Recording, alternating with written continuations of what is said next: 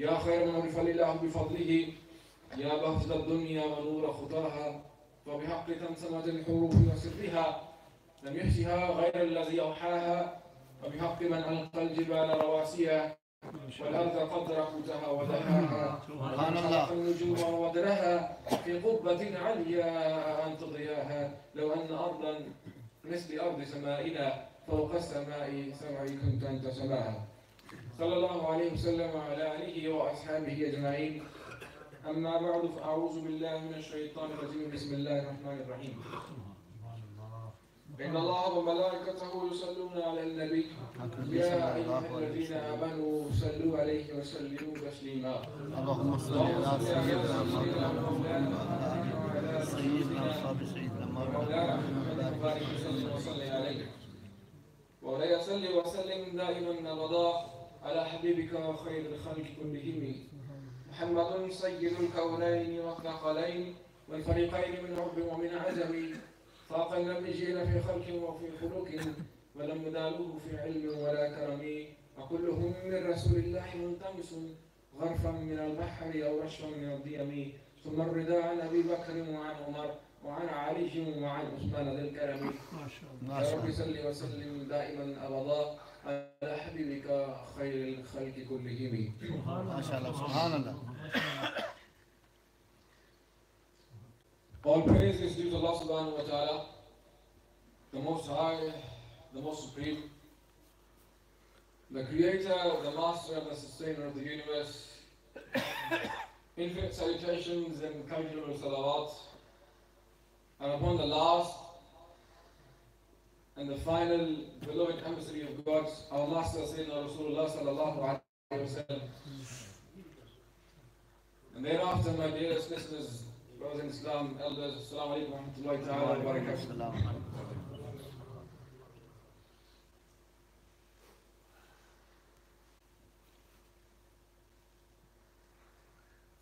Due to the restraints of time, I will not be able to talk for very long, as we also have Ahsan the zikr gathering, weekly zikr gathering that we have in the Zawiya. I have to attend to that as well. Inshallah ta'ala I will finish on time, before time inshallah for Maghrib as well inshallah. As we all know, the new year has started, the month of Muharram has begun, and this month has a special type of connection, a rather tragic connection with the family of Rasulullah sallallahu alaihi wasallam. The incident of Karbala also took place in this month, on the 10th of Muharram, the day of martyrdom of Sayyidina Imam Hussain radiallahu ta'ala. First of all, Allah subhanahu wa ta'ala says that Allah subhanahu wa ta'ala only wants, O beloved, for your Ahlul Bayt to be pure and cleanse them and making them utterly pure. Allah subhanahu wa ta'ala says, قُلْ لَا أَسْأَلُكُمْ عَلَيْهِ أَجْرًا إِلَّا الْمَوَدَّةَ فِي الْقُرْبَى. O beloved, say to them that I do not seek anything in return, but only that you love my family and those who are near to me. Now hereby we need to remember that our love for Ahlul Bayt must not translate into enmity toward the Sahaba of Rasulullah sallallahu alayhi wa sallam. And Rasulullah sallallahu alayhi wa sallam has said that my companions are the stars of guidance, and whichever you will follow, you will reach your destination. And my family, my Ahlul Bayt, are the likeness of the ark of Nuh alayhi salam. So you need to have both. You need to have the stars for guidance and the ark and the boat with which you will travel and reach your destination. So the arrival at the destination, the reaching the destination is not possible when you leave one and hang on to the other. And Rasulullah sallallahu alayhi wa sallam has also said that the love of Ali and the both of Abu Bakr and Umar does not exist in the heart, it does not coexist in the heart of a believer. Subhanallah. To be a believer, you also need to have the love of Sayyidina Ali radiallahu ta'ala an karramallahu ta'ala wajhul kareem, and also the love of Sayyidina Abu Bakr and Umar radiallahu ta'ala an. So this also needs to coexist. And we must also make sure that we do not indulge in excessive praise or go into such extremes which are not permitted. As Sayyidina Ali radiallahu ta'ala himself said, that such a person who exceeds in my praise and in my love to such an extent that it is against the Sharia, it becomes unrealistic, that person, there is destruction for that person. So we need to make sure that when we talk about the love of the Sahaba, we need to make sure that we also have the love of the Ashab, the companions of Sayyidina Rasulullah sallallahu alayhi wa sallam. The definition of the term Ahlul Bayt is also something that we need to understand. And sometimes we only think that the family of the 5 pure souls, which include the Point and Park, these are the Ahlul Bayt, and that's it. In fact, this restriction is somewhat, they can be called Ahlul Bayt, the families of the family of Rasulullah, the wives of Rasulullah sallallahu alaihi wasallam, and then Hazrat Ali and Hazrat Fatima radiallahu ta'ala anha, then their 2 sons, they're also Ahlul Bayt. But this definition also applies to the nearby relatives of Sayyidina Rasulullah sallallahu alaihi wasallam. As we know the hadith of Kitha, when Rasulullah sallallahu alaihi wasallam had Hazrat Fatima radiallahu ta'ala anha, Hazrat Ali radiallahu ta'ala anha, Hazrat Imam Ahsan and Hazrat Imam Hussain under his cloak, and declared them as them being from the family, from the Ahlul Bayt.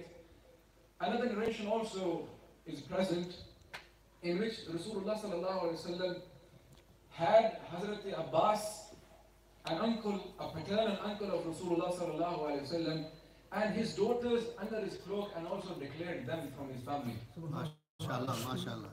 He said that my uncle Abbas, he is just like my father, and he and his daughters, they are from my Ahlul Bayt. So the definition of Ahlul Bayt also applies to Ali Jafar, Ali Abbas, Ali Aqib, and all other sons of Hazrat Ali radiallahu ta'ala anhu. Not only to Sayyidina Fatima radiallahu ta'ala anha and Hazrat Imam Ahsan and Imam Hussain, but also towards the nearby relatives, Banu Hashim, of Rasulullah sallallahu alayhi wa sallam. So the love of all of these has to be present. And especially Rasulullah sallallahu alayhi wa sallam loved his 2 grandsons a lot. And he used to say, Huma rihani min ad-dunya, that these 2 are my flowers in this dunya. Subhanallah. And he used to lift them up and kiss them, embrace them. And he said that these 2 are the leaders of the youngsters in paradise. So Rasulullah sallallahu alaihi wasallam had an exceptional love for these 2 grandsons of his. At the time of, just before the time of the birth of Hazrat Imam Hussain radiallahu ta'ala anh, the wife of an uncle of Rasulullah sallallahu alaihi wasallam, Hazrat al-Fadl radiallahu ta'ala anha, she has a dream in which she dreams that Rasulullah sallallahu alaihi wasallam handed over a part of his body to her. So she went to Rasulullah sallallahu alaihi wasallam and narrated this dream to him. She was hesitant in the beginning, but upon Rasulullah sallallahu alaihi wasallam asking her twice and asking her again, she told her that dream that you handed over a part of you to me. So Rasulullah sallallahu alaihi wasallam replied to her that your dream is true, and my daughter Fatima will be blessed with a child, and that child will be in your care. Subhanallah, Subhanallah. You will care about him, and he will be brought up under your care.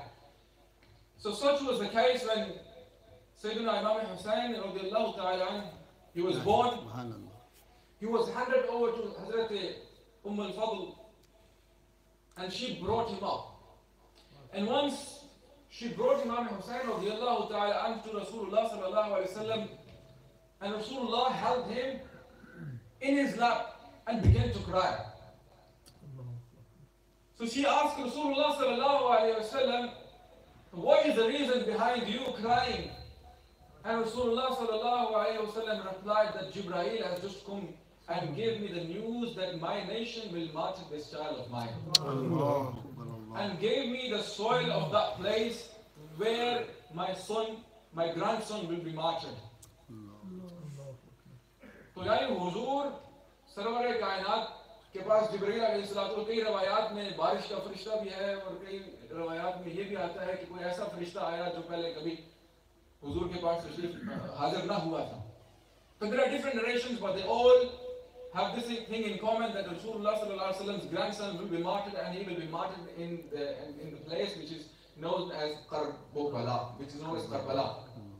So this news of the martyrdom of Hazrat Imam Hussain was very widespread by the time of, even by the time of, at the birth of Hazrat Imam Hussain, when he was an infant, when he was a child, this news of the martyrdom of Hazrat Imam Hussain was widespread and well known. All of the companions of Rasulullah, all of the family of Rasulullah and the family of Hazrat Imam Hussain knew about the martyrdom of Rasulullah, of the grandson of Rasulullah sallallahu alaihi wasallam, Hazrat Imam Hussain. और आपकी शहादत की खबर होने के बावजूद किसी ने ये दुआ ना की कि ये इम्तिहान टल जाए, और आपकी अमन और सलामती की दुआ न की, और ये जो इम्तिहान था उसके टल जाने की दुआ न की, क्योंकि ये वक्त इम्तिहान था, वक्त बरात नहीं, ये वक्त इस्तिकामत था. तो आपने ये दुआ न की कि ये इम्तिहान टल जाए, ना किसी उज़्र की दुआ की, बल्कि ये दुआएं की गई कि ये जो हमारा बेटा है ये इस इम्तिहान में for him to be steadfast in this test, इस्तिकामत के साथ, जुर्रत के साथ इस इम्तिहान में सरफराज हो, कामयाब हो. आमीन. These were the prayers that were made at that time. And what we understand from this is that even after knowing of this test, they were all pleased with the will of Allah subhanahu wa ta'ala. Subhanallah. Even Hazrat Ali radiallahu ta'ala anh, when he was heading towards the battlefield of Siffin and passed by the bank of Euphrates, he ordered all of the people to stop and then move towards the bank of Euphrates. And he was questioned by his companions, what is the reason that you have stopped next to this place? And then Hazrat Ali radiallahu karamallahu ta'ala, he said that this is the place upon which my son will be martyred. This is the place upon which the camels and the animals will be tied. And this is the place where the saddles will be placed. And this is the place where the tents will be put up. And this is the place where his grave will be. This is the place where he will be martyred. But look at the amount of information that the family of Hazrat Imam Hussain had. They knew of the place of the martyrdom of Hazrat Imam Hussain. They knew of the time of the martyrdom of Hazrat Imam Hussain. They knew of every single detail, and yet they did not back off. They were so steadfast in all of this. And this is an example that was set for all of the Muslims, that whenever the time of testing comes, we need to make sure that we are steadfast in that test. ये दुआ का वक्त इम्तिहान से पहले होता है, इम्तिहान के बाद हो जाएगा. लेकिन इम्तिहान में दुआ करना ये तो किसी बेवकूफ का ही काम है. आप यूनिवर्सिटी में इम्तिहान देने जाइए और वहाँ पर इम्तिहान को हल करने से के बजाय आप वहाँ पर जो है वो दुआ करने बैठ जाए कि इम्तिहान खुद ही हल हो जाए. तो ये तो this is impossibility. This does not happen. So at the time of the test, you need to perform the test and pass the test. This is not the time for prayers. And this is what we need to understand. When Allah subhanahu wa ta'ala tests us, we need to make sure that we fulfill that test. And we are steadfast through that test and not only engage in worshipping. And praying to Allah subhanahu wa ta'ala for that test to be lifted. As Allah subhanahu wa ta'ala says, That those people who that glad tidings are for those who are steadfast whenever we test them. We need to make sure that whenever Allah subhanahu wa ta'ala tests us, we are steadfast in it. And not only pray for that test to be lifted, but for ourselves to be steadfast. There are three types of nafs which are mentioned in the Quran. Nafsul ammara bisu, nafsul lawama, and nafsul mutma'inna. The lowest state of the nafs is nafsul ammara bisu, which is the commanding nafs that commands you to do something and you do it. And that incites you towards the acts of disobedience. That is the nafsul ammara bisu. Then the second form of the nafs, the second state of the nafs, which is nafsul labama, it is that form of the nafs when you do something, then your nafs, when you regret it. You regret that act of disobedience. If you do it, then you regret it ultimately.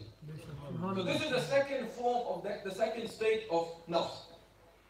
The third and the highest state of nafs is the nafsul mutma'inna, the nafs that is tranquil. And the quality, the attribute of this nafs is Allah subhanahu wa ta'ala mentions its quality as in Quran, Ya ayyatuha nafsul mutma'inna, irji'i ila rabbiki radiyatan mardiyah. The nafsul mutma'inna is such a nafs that is content and pleased with the will of Allah subhanahu wa ta'ala, and Allah subhanahu wa ta'ala is also pleased with that nafs. Now this is the level of nafs that our elders had, that they were pleased with the will of Allah subhanahu wa ta'ala no matter what the circumstances were. No matter what the conditions were, they were pleased with the will of Allah subhanahu wa ta'ala, and Allah subhanahu wa ta'ala was pleased with them. And those people who were against Hazrat Imam Hussain in Karbala, what did they get? Did they achieve that their dream of having kingship? No. All of them were killed in a brutal way. Some died in some way, some was burnt in fires, their heads were cut.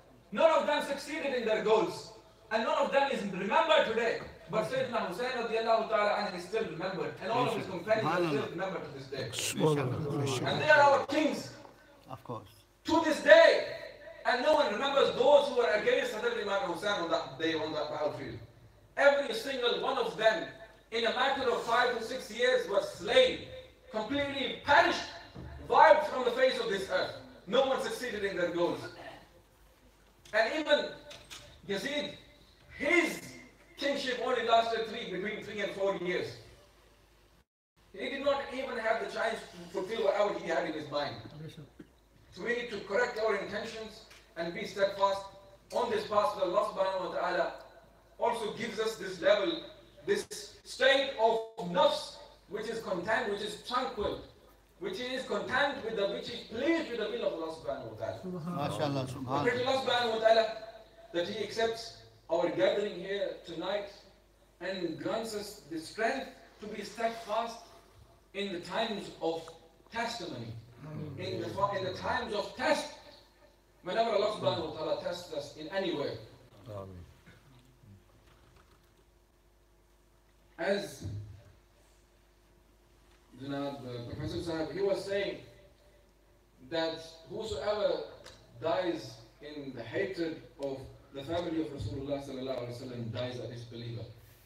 We need to make sure that our death comes upon the love of Ahlul Bayt and upon the love of the Ashab of Rasulullah sallallahu alaihi wasallam. So pray to Allah subhanahu wa ta'ala that He accepts our gathering here tonight and grants us the ability to do righteous acts before we leave this dunya, and the ability to benefit from our life before our death, our health before our illness, our free time before we become occupied. وَمَا عَلَيْنَا إِلَّا الْبَلَاغُ الْمُبِينُ.